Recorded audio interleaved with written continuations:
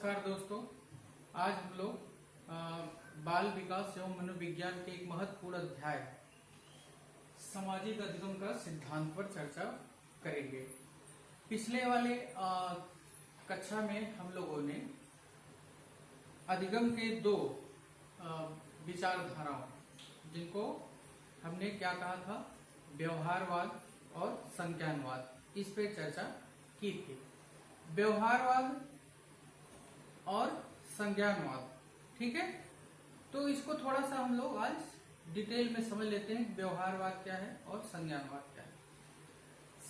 व्यवहारवादियों का कहना है कि अगर से हमने पूरे शरीर को, अपने मस्तिष्क को या पूरे बॉडी को टुकड़े टुकड़े में काट दिया तो भी हमें चेतना या चिंतन या स्मरण शक्ति या स्मृति या तमाम जैसी जो मानसिक शक्तियां हैं जो हमें दिखाई नहीं देती हैं, इसलिए उनका हम वैज्ञानिक अध्ययन नहीं कर सकते।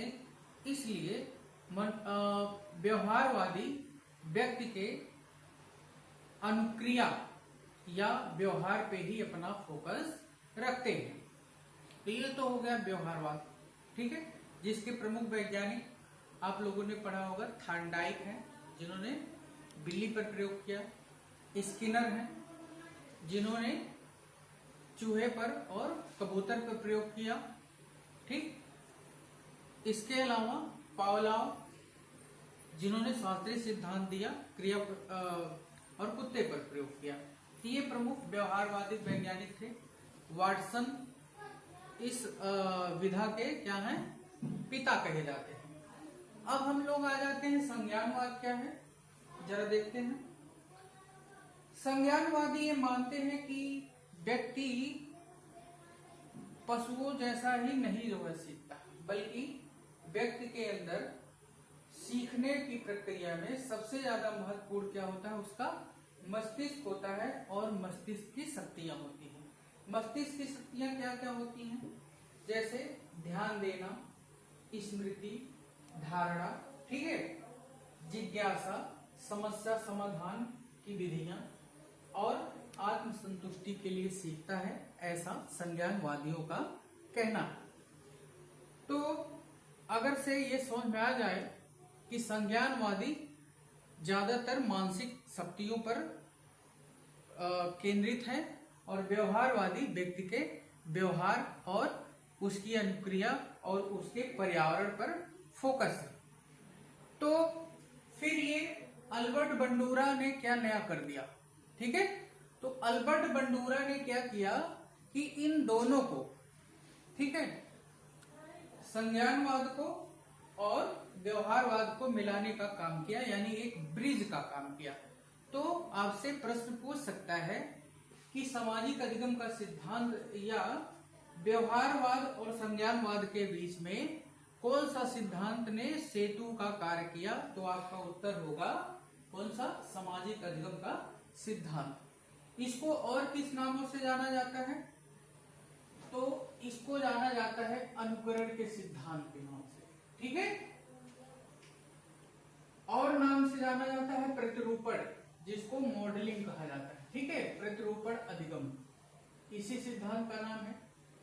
और बाद में ध्यान करिएगा, बहुत ही महत्वपूर्ण शब्द है सामाजिक संज्ञानात्मक थ्योरी। सामाजिक संज्ञानात्मक थ्योरी यानी ये जो है अल्बर्ट बंडूरा ने फिर इस सिद्धांत का नाम क्या कर दिया, सामाजिक संज्ञानात्मक थ्योरी, या इसको अप्रत्यक्ष अधिगम का सिद्धांत भी कहा जाता है, ठीक है। तो चलते हैं हम अल्बर्ट बंडूरा का सामाजिक अधिगम सिद्धांत समझते हैं। अल्बर्ट बंडूरा का सामाजिक अधिगम सिद्धांत, ठीक है। तो उनका कहना था कि मनुष्य केवल अनुभव से नहीं, जैसा कि संज्ञानवादी लोग कहते हैं, मनुष्य केवल अनुभव से नहीं बल्कि वह दूसरों के व्यवहार को देखकर, यानी पर्यावरण की भूमिका आ रही है, दूसरे के व्यवहार को देखकर उसका अनुकरण करके सीखता है, ठीक है।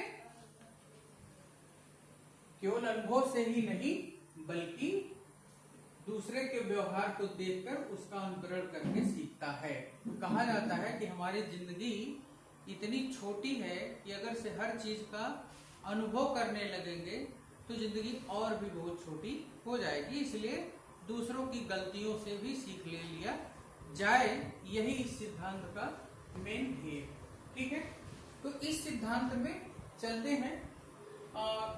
क्या किया इन्होंने, अल्बर्ट बंडूरा ने बोबो डॉल का जो प्रयोग है, ठीक है, बोबो डॉल का प्रयोग। बोबो डॉल क्या है, एक गुड़िया है जिसकी ऊंचाई लगभग 5 फीट की है। बच्चे हमारे मेला में खरीद कर लाते हैं, तो कभी कभी देखिए छोटी सी हवा भरी गुब्बारे की टाइप की होती है, ठीक है, उसको साधारण भाषा में बच्चे हिकनी कहते हैं। उसको आप कितना भी मारिए जो है वो सीधी खड़ी ही रहती है, गिर जाएगी लेकिन फिर सीधी हो जाएगी। तो उसी पर प्रयोग किया और बच्चों को एक समूह को वो दिखाया, एक कमरे में ले जा करके उसकी फिल्म दिखाई, या उस जो गुड़िया जो 5 फीट लंबी थी और उस पर क्या लिखा हुआ था, बोबो, इसलिए उसको बोबो डॉल कहा जाता है। जिसमें एक वयस्क जो है, एक वयस्क आदमी, जिसको इनके सिद्धांत में क्या कहा जाता है, मॉडल, जिसको बच्चे अपना आदर्श मानते हैं उसको क्या कहा जाता है, मॉडल। तो एक वयस्क ने जो है उस डाल को बेरहमी से पीटा, उसके साथ आक्रामक व्यवहार किया और बच्चों ने इसको देखा। फिर जब उन्हीं बच्चों को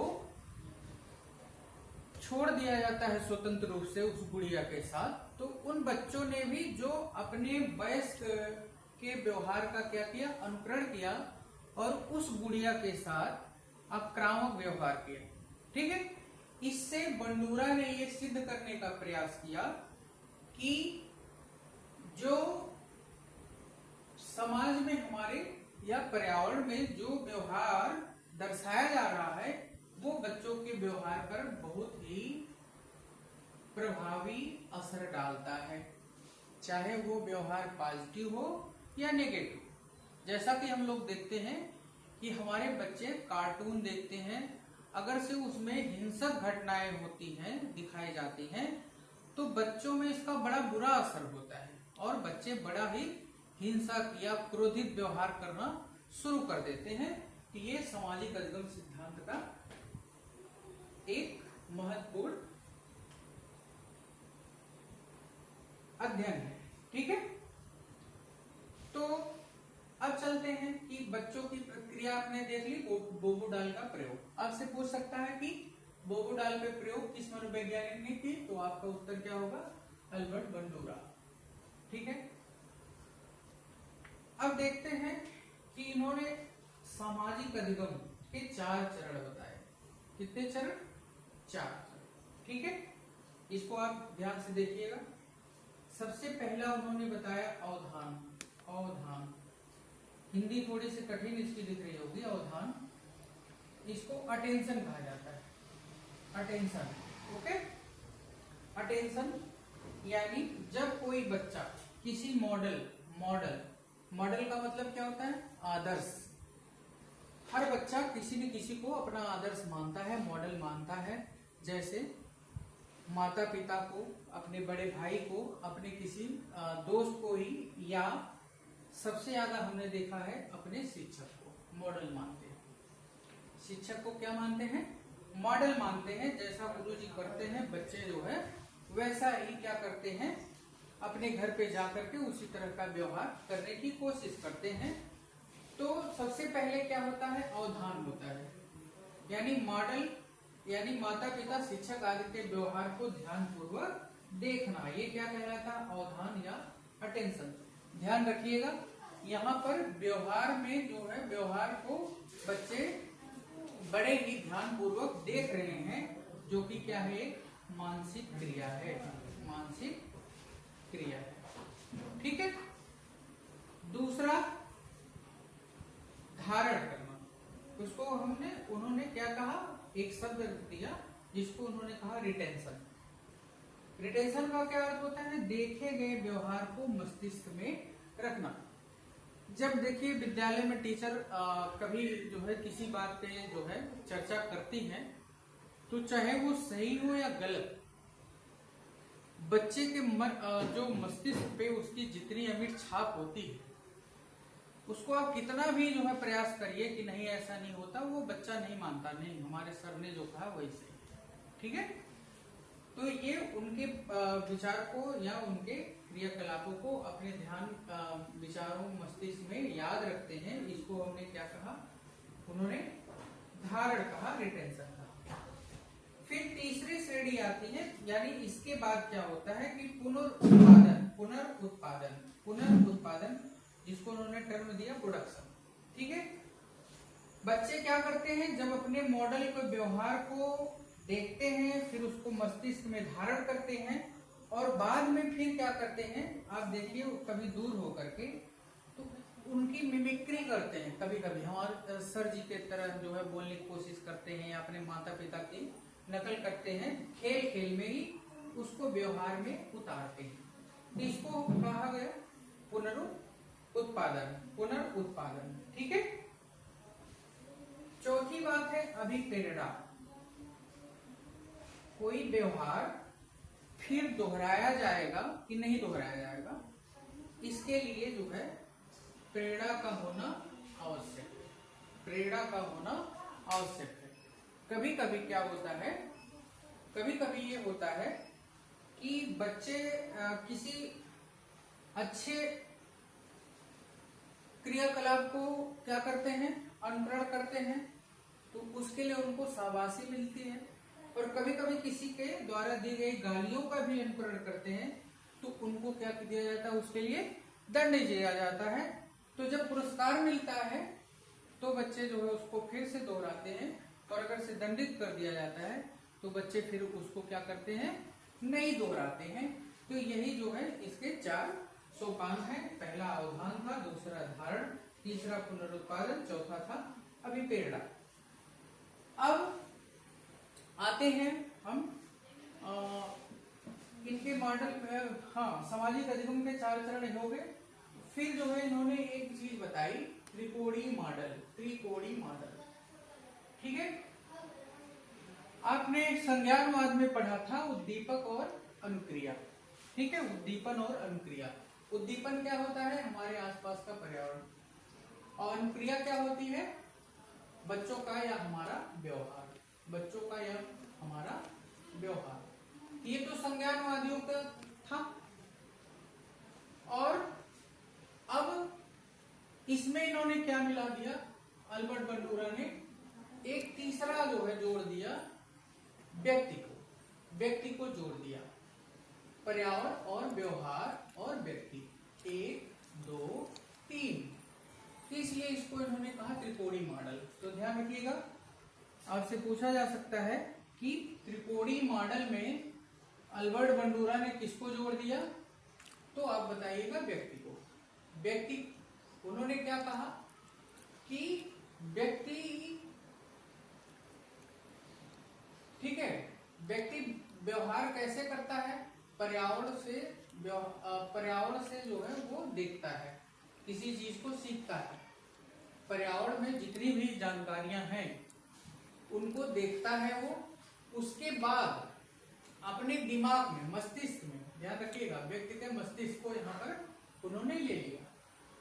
सोच, मस्तिष्क में क्या क्या होती है, मानसिक क्रियाएं, सोच, जैसे हमारी सोच कुछ चीजों पर अगर से मेल नहीं खाती है तो भले ही वो कितना भी जो है वो दिख जाए। जैसे कोई बच्चा है और उसको विज्ञान पर दिखाई गई फिल्में पसंद नहीं है बल्कि कार्टून पसंद है, तो बच्चे की ये सोच है, विज्ञान जो थोड़ा बोरिंग लगता है उसकी फिल्में नहीं देखता है बल्कि कार्टून को देखता है। तो ये सोच बहुत महत्वपूर्ण है। ठीक है, तो इनके अनुसार क्या है, ये व्यक्ति की सोच, उसका विश्वास, अगर से विश्वास से मेल नहीं खाएगा तो जाहिर सी बात है कि वो जो है सीखता नहीं है। बच्चे की क्षमता भी महत्वपूर्ण होती है, उसकी संस्कृति और भाषा भी बहुत महत्वपूर्ण होती है। ठीक है, यानी जो भी व्यक्ति का जो दिमाग होता है उसमें आंख बंद करके वो स्वीकार नहीं करता बल्कि अपने मस्तिष्क का जो है क्या करता है, प्रयोग करता है। यही इनका क्या है, त्रिकोणीय मॉडल है, जिसमें व्यक्ति, पर्यावरण और व्यवहार। जबकि व्यवहारवादियों ने केवल 2 तत्व दिया था, पर्यावरण यानी स्टिमुलस, ठीक है, और उद्दीपक और अनुक्रिया। इन्होंने इसमें क्या जोड़ दिया, व्यक्ति को, ठीक है। उसके बाद जो है इन्होंने एक और शब्द यूज किया, आत्म प्रभावकारिता। आत्म प्रभावकारिता, ये शब्द याद रखिएगा, इनकी टर्मिनोलॉजी है, हमने अपनी तरफ से कुछ नहीं लिखा है। आत्म प्रभावकारिता, जिसको इंग्लिश में कहा जाता है सेल्फ इफिकेसी, ठीक है। तो जो व्यवहार पर्यावरण से व्यक्ति ने या समाज से अनुकरण करके सीखा है, वो तब तक नहीं दोहराएगा या उसको धारण नहीं करेगा जब तक खुद की क्षमताओं पर विश्वास न हो। इसी को कहते हैं आत्म प्रभावकारिता। जैसे कि उन्होंने, बंडूरा ने कुछ व्यक्तियों को सांप के साथ जो है एक प्रयोग किया, तो कुछ व्यक्ति जो है सांप से डर गए और कुछ व्यक्तियों को बंडूरा ने अपने साथ सांप के साथ जो है उसको छुआ। तो फिर जब सांप को छुआ तो उन व्यक्तियों को ये भरोसा हो गया कि नहीं, सांप जो है उनके लिए नुकसानदेह नहीं है। तो जब खुद पर विश्वास हुआ, ठीक है, उनका व्यवहार तब जो है चेंज हुआ जब उनको खुद की क्षमता पर क्या हो गया, विश्वास हो गया। इसी तरह से जब कोई बच्चा नया चीज सीखता है और उसको ये लगता है कि नहीं जो है मैं इस कविता को बहुत मजबूती से कह सकता हूँ, ठीक है, या इस पाठ को मैं बहुत ही आत्मविश्वास से बता सकता हूँ, तब तक जो है उसको वो व्यवहार में नहीं लाता। लेकिन जैसे ही उसको ये विश्वास हो जाता है कि नहीं मैं ये काम कर सकता हूँ, खुद पर जैसे ही उसको विश्वास होगा, फिर वो उस कार्य को आसानी से करता है, ठीक है। इनका एक और है विकेरियस लर्निंग, ठीक है, ये टर्मिनोलॉजी है इनका थोड़ा सा कठिन है। विकेरियस लर्निंग या अप्रत्यक्ष अधिगम। अप्रत्यक्ष अधिगम, जहां पर यहाँ पर आप देख रहे थे अप्रत्यक्ष अधिगम। अप्रत्यक्ष अधिगम क्या है, ठीक है, जैसे किसी अध्यापक ने, कोई बच्चे ने बहुत अच्छी कलाकृति बनाई और अध्यापक ने उसको पुरस्कार दिया या सम्मान दिया, तो बच्चे को ये लगता है कि ठीक है, जैसा उसने किया तो उसको सम्मान मिला, अगर मैं भी उसी की तरह से बनाने की कोशिश करूंगा तो हमको भी सम्मान मिलेगा, पुरस्कार मिलेगा। यानी खुद पर जो है नहीं हो रहा है, वो खुद पर जो है वो कार्य नहीं हो रहा है, लेकिन दूसरे के द्वारा ये बच्चा क्या कर रहा है, यहाँ पर सीख रहा है, ठीक है। दूसरों को मिलने वाले पुरस्कार या दंड को देख करके सीखता है। कभी कभी कोई बच्चा शरारत करता है तो उसको जो है कक्षा में दंड भी मिलता है, तो इससे बच्चों को सीख मिलती है कि नहीं फला कार्य हमें नहीं करना है, नहीं तो हमें भी दंड मिलेगा। तो इस प्रकार से दूसरों को मिलने वाले पुरस्कार या दंड को देख करके बच्चा अपने व्यवहार में जो है क्या करता है, बदलाव ले आता है, जिससे हम क्या कहेंगे, सीखना। सीखना होता है, इसी को क्या कहेंगे, अप्रत्यक्ष अधिगम या विकेरियस लर्निंग, ठीक है। अब इस पूरे सिद्धांत में मॉडल क्या है, इसको हमने पहले ही चर्चा कर दी है। बच्चे जिसे अपना आदर्श मानते हैं, चाहे वो कोई हीरो हो सकता है, ठीक है, हीरो हीरोइन, या कोई खिलाड़ी हो सकता है, कोई राजनेता हो सकता है, या उसके खुद के माता पिता या कोई उसका दोस्त, कोई भी जो जिसे बच्चा अपना आदर्श मानता है उसी को क्या कहते हैं, मॉडल। और मॉडल जो है किसी व्यक्ति के व्यवहार को या बच्चे को अधिगम के लिए क्या करता है, प्रेरित करता है, अनुकरण करने के लिए प्रेरित करता है, इसलिए इसको मॉडलिंग थ्योरी भी कहा जाता है। प्रतिरूपण अधिगम या मॉडलिंग थ्योरी, इसको याद रखिएगा, मॉडलिंग थ्योरी, मॉडल। इनके चरण आपको फिर से एक बार याद दिला दूं, आपकी परीक्षाओं में चरण ही पूछ लिए जाएंगे। तो पहला है क्या, अवधान, यानी ध्यान से देखना, फिर उसको याद रखना, धारण करना, फिर उसको क्रिया के रूप में बदलना या कार्य रूप में परिणत करना, फिर उसके बाद जो है क्या होती है अभिप्रेरणा, यानी अच्छा या बुरा कार्य कर जो है अनुभव होना कि नहीं मैंने अच्छा किया या बुरा किया। ठीक है। अगर से पूछा जाए आपसे कि व्यवहारवाद में सीखने का प्रथम चरण, ठीक है, व्यवहारवाद सामाजिक अधिगम वाले में प्रथम चरण इसका क्या है, अवधान है। आगे हम चलते हैं, बात करते हैं कि आपसे पूछा जाएगा कि व्यवहारवाद और संज्ञानवाद के बीच का सेतु है सामाजिक अधिगम का सिद्धांत या सामाजिक संज्ञानात्मक थ्योरी। तो अब इसको फिर से जो है देख ले कि क्या कैसे जो है इसने सेतु का काम किया। तो व्यवहारवाद कहता है कि पर्यावरण व्यवहार को बदलता है। ऐसा कौन कहता है? व्यवहारवाद। पर्यावरण व्यवहार को बदलता है।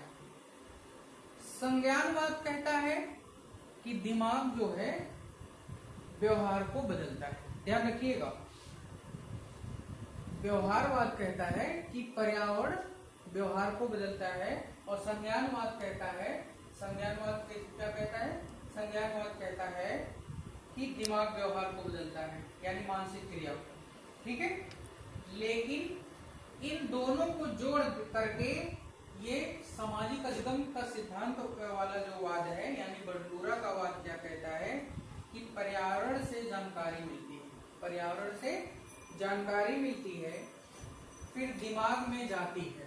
पर्यावरण से जानकारी मिलती है, फिर दिमाग में जाती है, दिमाग में विश्लेषण होता है। ठीक है।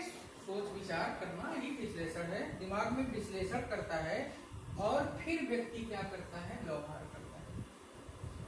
पर्यावरण से जानकारी जाती है, पर्यावरण से जानकारी जाती है, फिर व्यक्ति के दिमाग में, दिमाग क्या करता है? उस चीज पर सोच विचार करता है, विश्लेषण करता है और फिर व्यवहार करता है। ये है त्रिकोणीय मॉडल और यही क्या है? सेतु है। ठीक है। किसके किसके बीच में? व्यवहारवाद और संज्ञानवाद के बीच में। ठीक है।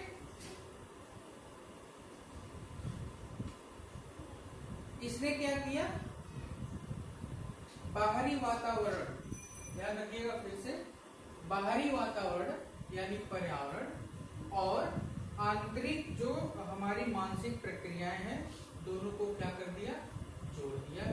यही इस सिद्धांत का महत्व है। ठीक है। तो अल्बर्ट बंडूरा का सामाजिक अधिगम सिद्धांत, इस पे हम लोगों ने क्या कर लिया? चर्चा कर लिया।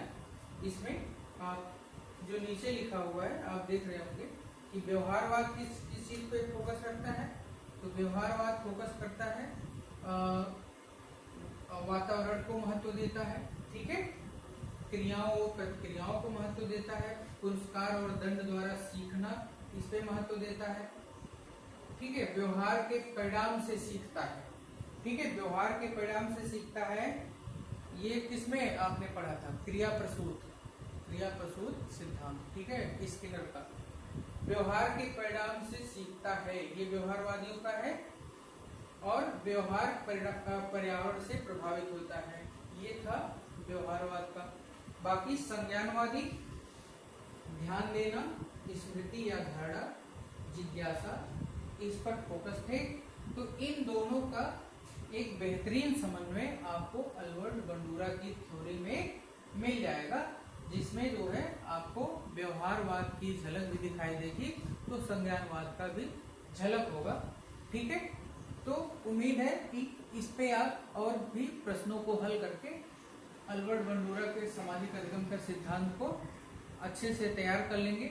इसके बाद सामाजिक अधिगम सिद्धांत में बच जाता है वाइगोत्स्की का सिद्धांत। ठीक है। उसके बारे में फिर हम चर्चा करेंगे। धन्यवाद।